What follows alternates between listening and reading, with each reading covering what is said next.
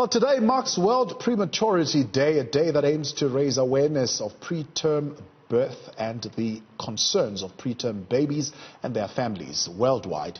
15% of all births in South Africa, which equates to 1 in 7 babies, are born preterm. Premature birth is the leading cause of death in children under the age of 5 worldwide. Well, joining me now to talk about this is Associate Professor at the Northwest University School of Nursing Science, Professor Wilma Libbe. Prof, good evening and thank you very much for your time tonight on the news feed late night. Staggering numbers there. 1 million babies a year die due to complications and lack of proper health care worldwide.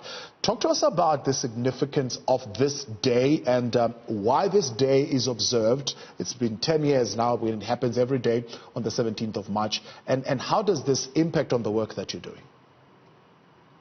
Thank you very much. Yeah, so this day started in Europe, and we are having it now in South Africa each year as well.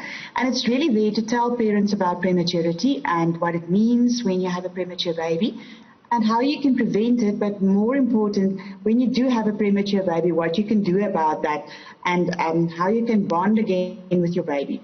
Because parents with premature babies tend to have the feeling of they've lost their pregnancy and because they couldn't carry the baby full term. Now, what are the key concerns? I mean, one of is one that you've just mentioned, but the key concerns for the preterm babies themselves, but also their families that general society needs to be aware of. I think the biggest thing is that you're afraid that you're going to lose your baby, that your baby is going to die. And if the baby lives, then you don't know what the long-term outcomes are going to be. So the baby can be perfectly fine and grow and develop normally, or there can be brain problems and muscle problems and so on. So they can have long-term challenges. So parents need to be supported with that, and they have a lot of decisions to make while their baby is still in the hospital.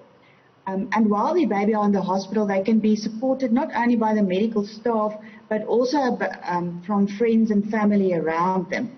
And this can be done just by recognizing that they did have this baby and congratulating them and asking them where you can help them and where you can support them. Yeah.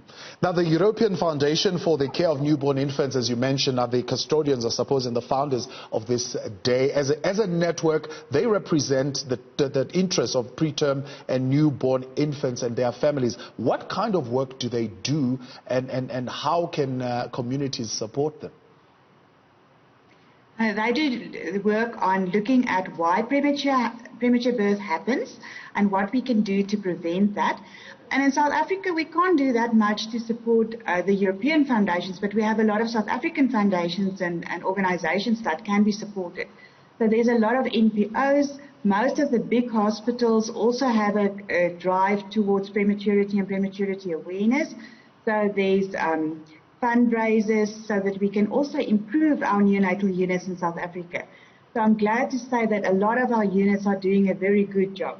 They're changing the environment of the neonatal unit to be much more like the womb, the place where the baby should have been, to provide that optimal care and growth environment for the babies, but also to help the parents to connect and stay connected with their babies and make sure that they get the best available care. And this includes skin-to-skin care from parents. So the mum will do skin-to-skin care and hold the baby on the chest just with a nappy on. And the second best thing, not the second best, but the second thing that is very important is to provide them with breast milk. And this is where the community can become involved. You can donate breast milk to these hospitals, and you can just support them by providing them with blankets and hats for the babies and things like that. So there's a lot of NPOs that work on that and where you can make some donations. Now, there's lots of international research available from high-income countries. Yourself, Prof, particular area of interest is to look at what is happening in low-income countries in particular. What are the particular needs that are peculiar and significant in those areas as opposed to high-income countries? I think our biggest challenge is to change the current infrastructure that we have to make it more supportive to be a family-centered environment. So currently our neonatal intensive care units, some of them are in very old hospitals and old buildings with very limited space. Now we think because it's premature babies, they only need a tiny bit of space to be cared for in. But with all that extra equipment and things that need to go into that floor space, we need more and bigger neonatal units. But more importantly, we need an environment where the parents can be involved. The parents need to become the primary caregivers, and they need a place to sit and to sleep and to be with their baby. So that infrastructure is crucial, and we really need to try and change that. So with the research, we do try and implement what we call neurodevelopmental supportive care. So that is changing our care practice to be much more like a womb-like environment. So having the parents there, cuddling the babies, calming them when they show stress cues, providing them with temperature. Mums can provide much better temperature regulation than incubators. So all of these things we're trying to implement and really make our environments much more like the womb. Yeah. That said, it doesn't need to cost a lot of money. It can also be just that awareness of we can change things, and we should put the parents at the center of caring for the premature baby. Present to us some of the benefits of this, because this is evidence-based and you've been following this. What have you seen as the type of improvement if we follow this, what you call the neurodevelopment supportive care? I think the main benefits of this is that our babies mature quicker, so they grow quicker, their brains develop much in a different way than a baby that's just left alone in the incubator. And that we can see on things like MRI scans. We see that their growth and their head circumference are better, and they can go home sooner, so they don't need to stay in the hospital that long, which means they are not as a big risk for infections, and they don't get readmitted that often. And then they catch up on their growth and development in that first 2 years much more easily.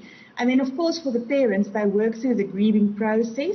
They bond better with their babies, and because of this, the children are more mature when they go to school-going age. They explore more, and they are much more confident, and they feel much more secure.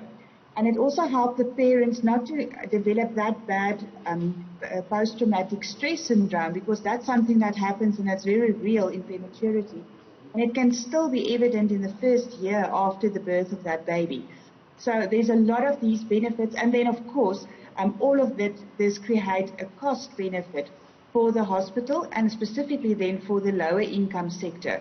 And that is, I think, what we want in South Africa, so that we can use our resources in the right places for the right people. Right. Indeed, I'll touch on two areas before we let you go, Prof. The first one is there literature that is available for families with preterm babies, but also for general public who want to support maybe their members of the family going through that kind of experience? Absolutely. From my research work for the South African population, I did some literature and writing. So there's a book, Prematurity, Adjusting Your Dream, which we use for both parents and professionals that start out in the neonatal intensive care unit. And then the Little Steps website is a South African-based website, and it is research-based, of course. And that provides us a lot of information, both for professionals and parents who do have premature babies in South Africa, in the South African context. And then there's a whole lot of research papers that can also be traced and look at for supporting parents with premature babies. Yeah. Now, look, for many of us, maybe we might have missed this day, but we'll certainly make sure to note it for next year. How do we observe this day generally, and what are the type of things that communities can do, and how this particular day is observed? Okay, so the color of Prematurity Day is purple. So dressing in purple and covering buildings in purple with purple lighting, all of that helped to create the awareness about Prematurity Day. And then, of course, social media is a fantastic way to spread the word, and people can get involved in that. And then you can just have a look at the Little Steps website, but also on the Northwest University Health Sciences website, where we post information and create awareness about World Prematurity Day. But then also just contact your closest big hospitals, so the tertiary hospitals. All of them have a big drive towards prematurity because the bigger neonatal units are situated with them. But also in the smaller hospitals, they also each have a different kind of activity with World Prematurity Day. So some of it include picnics for the babies that have graduated from the neonatal ICU or are bigger now. Others have just a day of awareness where they treat the parents who have currently have their babies in the neonatal ICU. And then we try and provide them with the basics that they need. So it will be kangaroo slings, which the babies can be carried in, goodies for the babies if they need that, and just some pampering for the parents. And it's usually the mums that are with the babies most of the time. And then also there's another project where they do octopuses, which is a little octopus that you can put next to the baby in the bed, and there's new research being done on the significance of that. But that just helped the baby to experience mum and dad being close by. So all of those are nice projects which you can get involved in. Prof, much appreciated, and thank you for sharing that information with us here tonight on the Newsfeed Late Night. That's